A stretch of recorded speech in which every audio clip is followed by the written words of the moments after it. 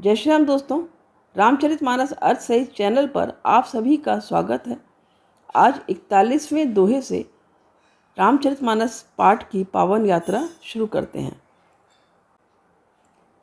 सिए स्वयंवर कथा सुहाई, सरित सुहावनि सो छवि छाई। नदी नाव पटु प्रश्न अनेका, केवट कुशल उतर सविवेका। यहाँ पर इसका अर्थ है श्री सीता जी के स्वयंवर की जो सुंदर कथा है वही इस नदी में सुहावनी छवि छा रही है। अनेकों सुंदर विचारपूर्ण प्रश्न ही इस नदी की नावें हैं और उनके विवेक युक्त उत्तर ही चतुर केवट हैं।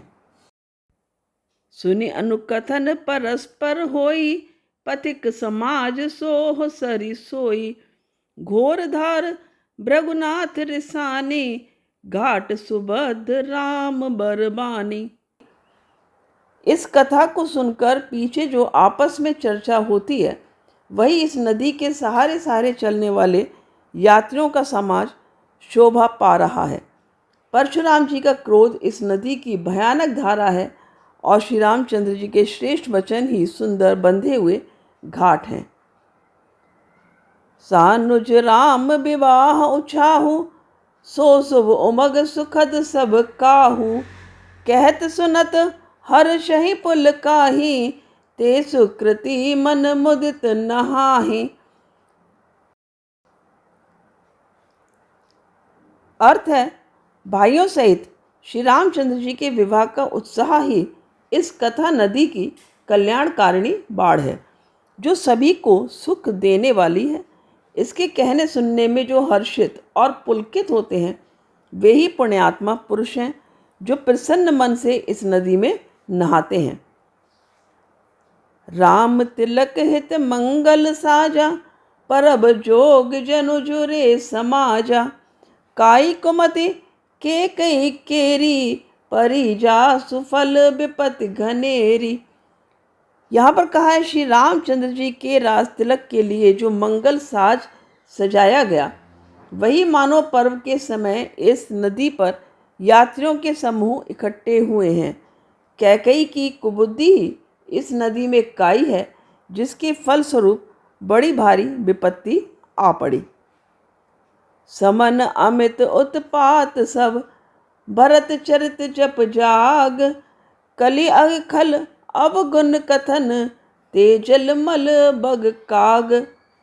यहाँ पर कहा है संपूर्ण अनगिनत उत्पातों को शांत करने वाला भरत जी का चरित्र नदी तट पर किया जाने वाला जप यज्ञ है। कलयुग के पापों और दुष्टों के अवगुणों के जो वर्णन हैं वे ही इस नदी के जल का कीचड़ और बगुले कौए हैं। कीरति सरित छऊ ऋतुरूरी, समय सुहावनि पावनि भूरी। हिम हिम शैल सुता शिव ब्याहू, शिशिर सुखद प्रभु जन्म उछाहू। यह कीर्ति रूपणी नदी छहों ऋतुओं में सुंदर है। सभी समय यह परम सुहावनी और अत्यंत पवित्र है। इसमें शिव पार्वती का विवाह हेमंत ऋतु है। श्री रामचंद्र जी के जन्म का उत्सव सुखदायी शिशिर ऋतु है। बर नव राम विवाह समाजु, सो मुद मंगल में ऋतुराजु। ग्रीष्म दुसै राम बन गवनु, पंत कथा खर आतप पवनु। यहाँ पर इसका अर्थ है श्री रामचंद्र जी के विवाह समाज का वर्णन ही आनंद मंगल में ऋतुराज बसंत है। श्री राम जी का वनगमन दुस्सह ग्रीष्म ऋतु है और मार्ग की कथा ही कड़ी धूप और लू है। वर्षा घोर निशाचर रारी, सुरकुल साली सुमंगलकारी। राम राज सुख विनय बढ़ाई, बिसद सुखद सोई सरद सुहाई। यहाँ पर अर्थ है राक्षसों के साथ घोर युद्ध ही वर्षा ऋतु है जो देवकुल रूपी धान के लिए सुंदर कल्याण करने वाली है। रामचंद्र जी के राज्य काल का जो सुख विनम्रता और बढ़ाई है वही निर्मल सुख देने वाली सुहावनी शरद ऋतु है। सती शिरोमणि सिए गुण गाथा, सोई गुण अमल अनुपम पाथा। भरत सुभाव सुशीतलताई, सदा एक रस बरन न जाई। सती शिरोमणि श्री सीता जी के गुणों की जो कथा है, वही इस जल का निर्मल और अनुपम गुण है। श्री भरत जी का स्वभाव इस नदी की सुंदर शीतलता है, जो सदा एक सी रहती है और जिसका वर्णन नहीं किया जा सकता। अवलोकनि बोलनि मिलनि, प्रीति परस पर हास। भाई अप भल चहु बंधु की, जल माधुरी सुबास। चारों भाइयों का परस्पर देखना, बोलना, मिलना, एक दूसरे से प्रेम करना, हंसना और सुंदर भाईपन इस जल की मधुरता और सुगंध है। आरति विनय दीनता मोरी, लघुता ललित सुबारि न थोरी। अद्भुत सलिल सुनत गुणकारी, आस पियास मनोमल हारी।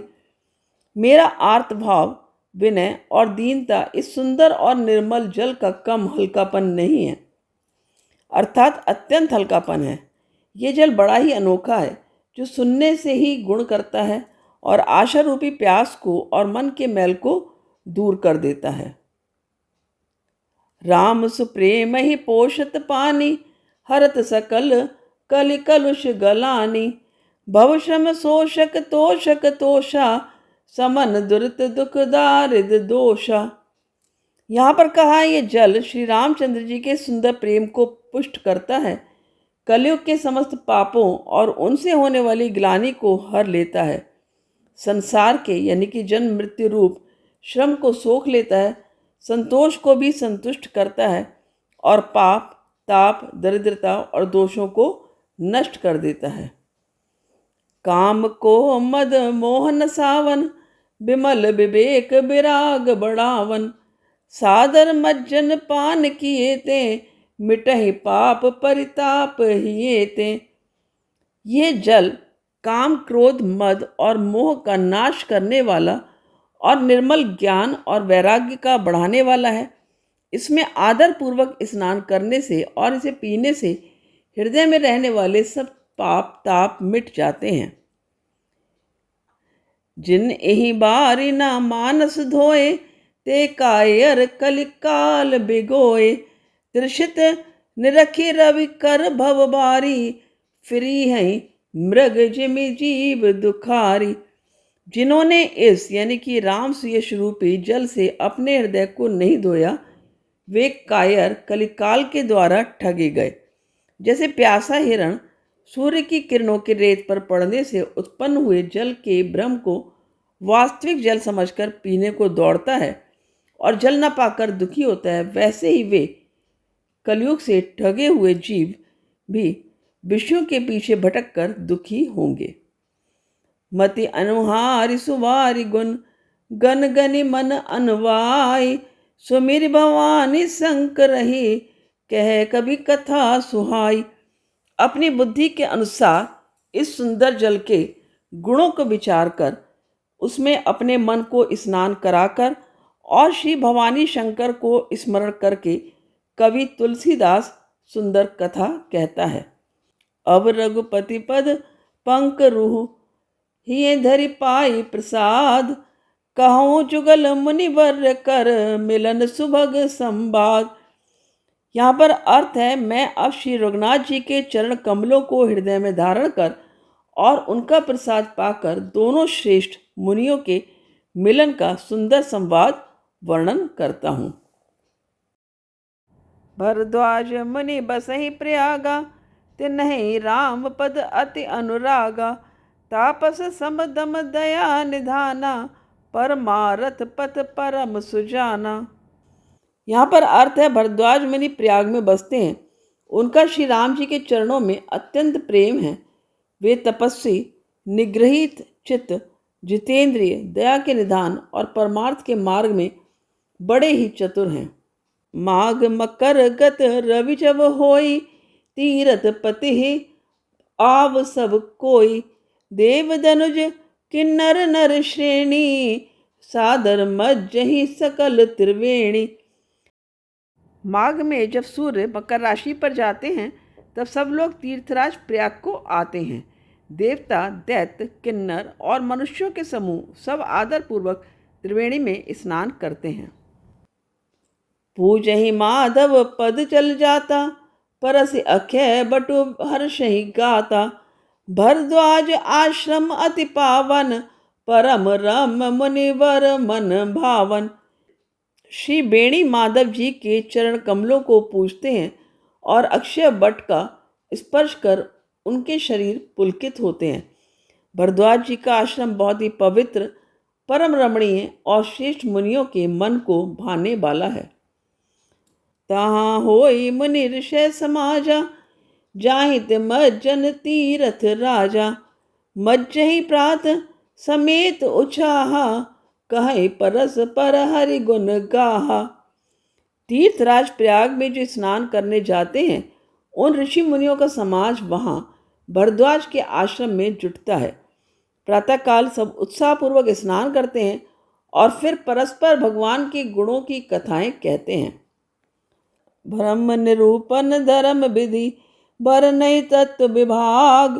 कहीं भगति भगवंत के, संचित ज्ञान विराग।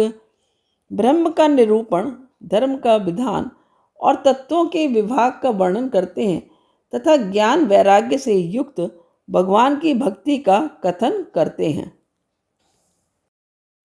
यही प्रकार भरी माग नहाहि, पुण्य सब निज निज आश्रम जाहि।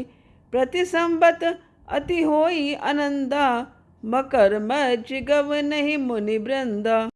इसी प्रकार माघ के महीने भर स्नान करते हैं और फिर सब अपने अपने आश्रमों को चले जाते हैं। हर साल वहाँ इसी तरह बड़ा आनंद होता है। मकर में स्नान करके मुनिगण चले जाते हैं। एक बार भरी मकर नहाए, सब मुनीस आश्रमन सिधाए। जाग बलिक मुनि परम विवेकी, भरद्वाज राखे पद टेकी। एक बार पूरे मकर भर स्नान करके सब मुनीश्वर अपने अपने आश्रमों को लौट गए। परम ज्ञानी याज्ञवल्क मुनि को चरण पकड़कर भरद्वाज जी ने रख लिया। सादर चरण सरोज पखारे, अति पुनीत आसन बैठारे। करी पूजा मुनि सुजसु बखानी, बोले अति पुनीत मृदुबानी। कहा है आदर पूर्वक उनके चरण कमल धोए और बड़े ही पवित्र आसन पर उन्हें बैठाया। पूजा करके मुनि याज्ञवल्क जी के सुयश का वर्णन किया और फिर अत्यंत पवित्र और कोमल वाणी से बोले, नाथ एक सन सौ बड़ मोरे, करगत वेद तत्व सब तोरे। कहत सुमोहि लागत भय लाजा, जो न कहो बड़ होय अकाजा। अब वो कहते हैं, हे नाथ, मेरे मन में एक बड़ा संदेह है। वेदों का तत्व सब आपकी मुट्ठी में है, अर्थात आप ही वेद का तत्व जानने वाले होने के कारण मेरा संदेह निवारण कर सकते हैं। पर उस संदेह को कहते हुए मुझे भय और लाज आती है। भय इसलिए कि कहीं आप ये न समझे कि मेरी परीक्षा ले रहा है। लाज इसलिए कि इतनी आयु बीत गई, अब तक ज्ञान ना हुआ, और यदि नहीं कहता तो बड़ी हानि होती है, क्योंकि अज्ञानी बना रहता हूँ। संत कहें असि नीति प्रभु, श्रुति पुराण मुनि गाव। होई न बिमल विवेक और गुरसन किए दुराव। हे प्रभु, संत लोग ऐसी नीति कहते हैं और वेद, पुराण और मुनिजन भी यही बतलाते हैं कि गुरु के साथ छिपाव करने से हृदय में निर्मल ज्ञान नहीं होता। तो आज के पाठ का विश्राम यहाँ पर लेते हैं। कल फिर 46वें दोहे से पाठ की शुरुआत करेंगे। तब तक के लिए जय श्री राम। धन्यवाद।